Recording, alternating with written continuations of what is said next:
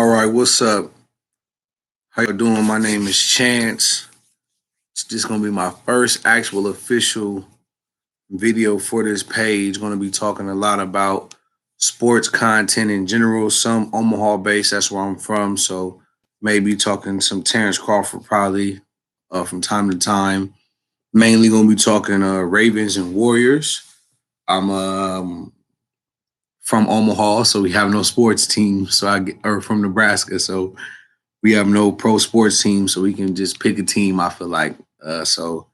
Those are the teams I'll be talking about. As y'all see, I got my Ravens hat on, so we're just gonna do some quick updates or just some quick, Ravens news as of recent, and kind of just move forward from here with different type of updates and content opinions on the Ravens, and kind of just hopefully expand and tap in with some other Ravens YouTubers or people who cover the Ravens on their own little YouTube pages and platforms, and just kind of further myself into, actual individuals who watch the Ravens games or are part of the Ravens community, and kind of just connect with some other fans and viewers of the Ravens. So, of course, by now, probably everybody saw like different tweets from certain players, specifically Willie Snead, Dez Bryant, Hollywood Brown didn't necessarily tweet, but he kind of like just agreed to it. And then the most recent tweet from Judon. I'm gonna hop on this one with Judon real quick because this is kind of wild. But overall, I guess he's claiming that they lied about the type of money that he wanted for a contract, and that he was going to show some pictures in a strip club with this ESPN reporter or the Ravens ESPN reporter. So he's kind of going off a little bit. Like I was surprised to see it. Like I'm on Bleacher Report. I'm part of like a little Bleacher Report fan page or community fans, and they posted it, and I'm just looking at it like, whoa, like I seen a bunch of people talking about it earlier, and I'm like, okay, I'm like, what did Judon do? I'm seeing like he said he denied it's a lie. He denied $16 million, but I didn't know people was talking about that. I just recently seen it. I'm like, let me just get on here and start this first video talking about the Ravens and really attack or not attack, but just approach this and talk about this. So clearly we know Judon, which I think, me personally, I think he's good, he cool. Like, should the Ravens keep him? I don't think they'll be able to get him for a price that they can really agree on. I think he's like a good player, solid player, but I don't feel like he's like a total like game changing player. He's like he does a lot of things for the Ravens within their scheme, but I don't think he's like really like very elite at one specific thing that he does, whether it's coverage or setting the edge or pass rushing. Like I feel like he's just a very solid player. Like I feel like for the right price, he'd be a great fit. But I just think he's going to, go get a higher contract, make the most of an opportunity to get more money in.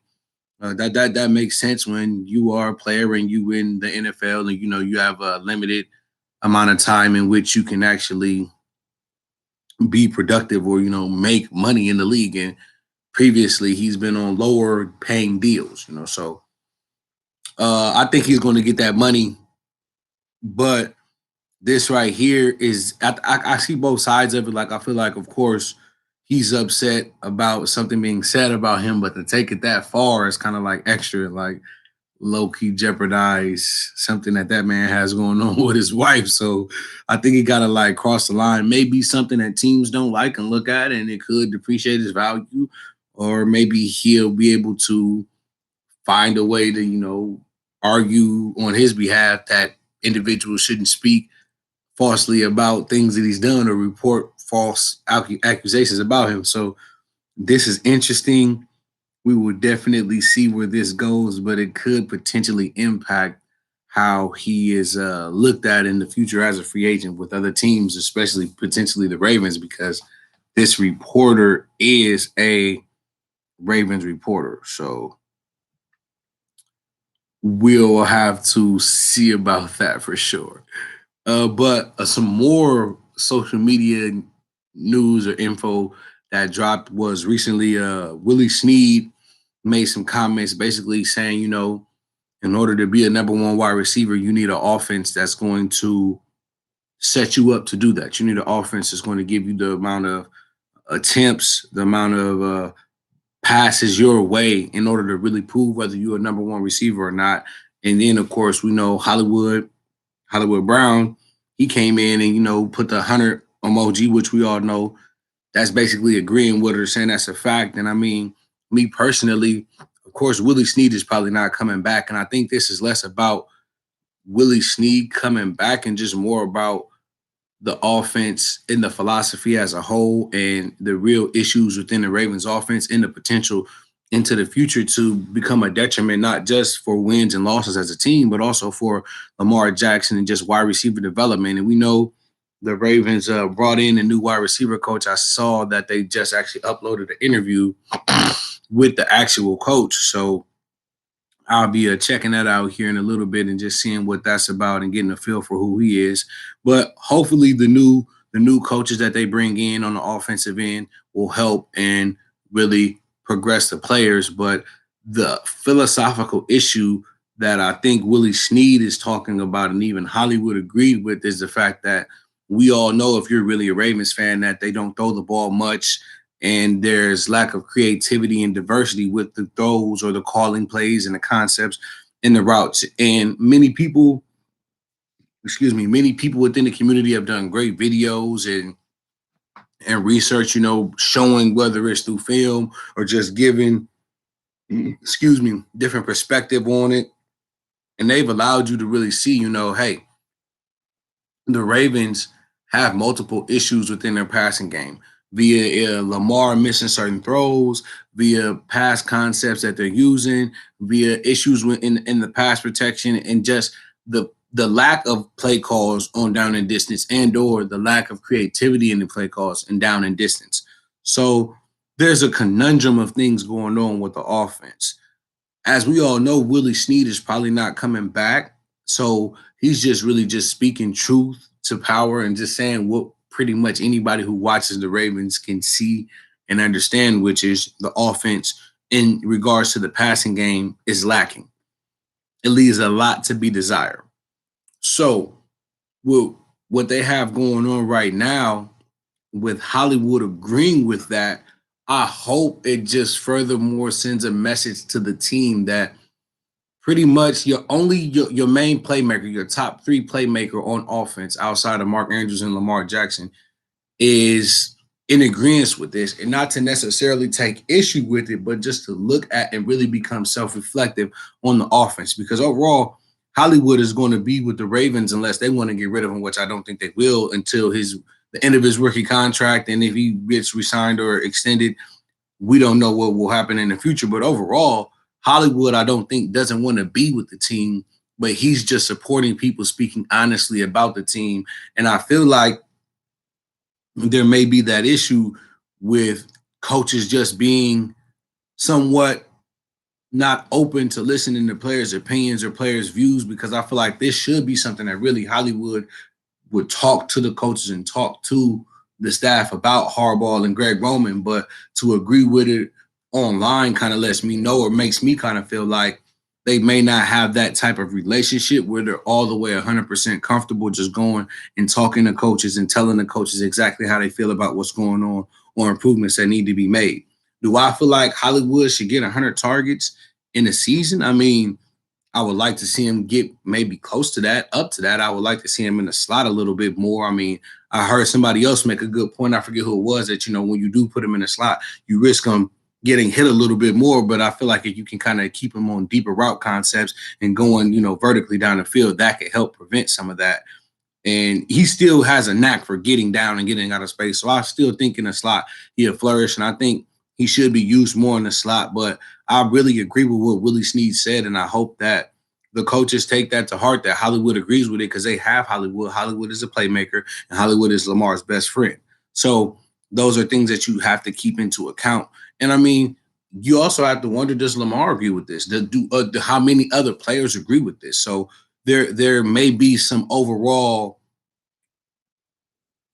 there may be some tension within the locker room offensively if things don't go well in the passing game this upcoming season. There may be individuals who feel one way about the offense and individuals who feel another way. So hopefully the offense can progress and get to where it needs to be in order to fully take the leaps that it needs to in the passing game. Of course, stand true to the run game, stand true to your run fundamentals, and then moving forward in the passing game. Hopefully the offense can do that because when you see a player that's involved in an organization say that, you know they know the narrative about the offense, and then you know they also know what's going on within the offense to say something like that. So the Ravens have to really pick it up offensively. Many of us know this. There are certain fans who feel like, the Ravens should just keep running the ball, and stay kind of with the same offensive philosophy, which I feel like I like certain principles within that, specifically the run game, but the passing game needs to step forward in a dramatic way. And I feel like most Ravens fans or most people who watch the Ravens would agree with that and say that, that's 100%, like that needs to happen. So from the outside looking in, we see it. Certain players are showing that they see it. So hopefully moving forward, the Ravens will address it and really get it taken care of, because you have a window with Lamar and your playmakers. You have Lamar, who you could potentially get 2 to 3 Super Bowls out of. You could potentially be competitive even after giving him big money, but you have to see what his arm can do. You got to really see what Hollywood can do. Like, a lot of people will probably say, I don't want Hollywood to have 100 targets, but what will Hollywood do with 100 targets? We don't know. And yeah, he has some drop issues, yes, and hopefully he tightens that up. Him, all JK, pretty much all people, everybody, Mark Andrews too. Hopefully they tighten their hands up. Those three specifically for sure. And then Boykins can get some attempts and more opportunities. But overall, Ravens have to address that pass game. Coaching staff needs to be in tune and in sync with players, tapped in with the players to know the pulse of the players, especially the offensive players, because pretty much the defense is pretty good. We know the defense is pretty steady, on point. They've had ups and downs and lapses, especially in the last 2 years, but for overall, they've been solid. You know what I'm saying? So offense has to pick it up, has to get it together. And I think this is vital too in regards to extension with Lamar Jackson, in regards to making Lamar comfortable on signing an extension, making Lamar feel like, okay, when I sign this extension, the weapons are going to be here. The support offensively with the philosophy and the play calling is going to be here.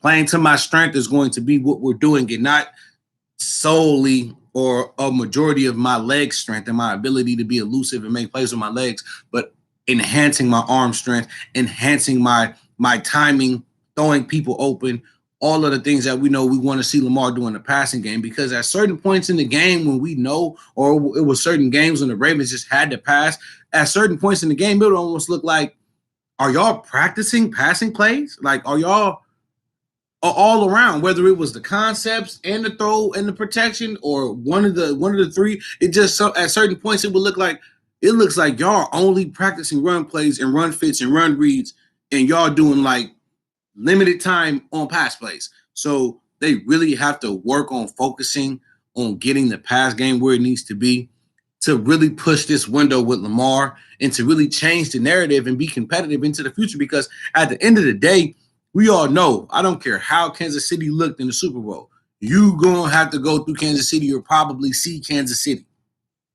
So knowing that, you have to have an offense that can compete. I think that's not going to happen often when you see Patrick Mahomes and the Chiefs not score like what happened in the Super Bowl.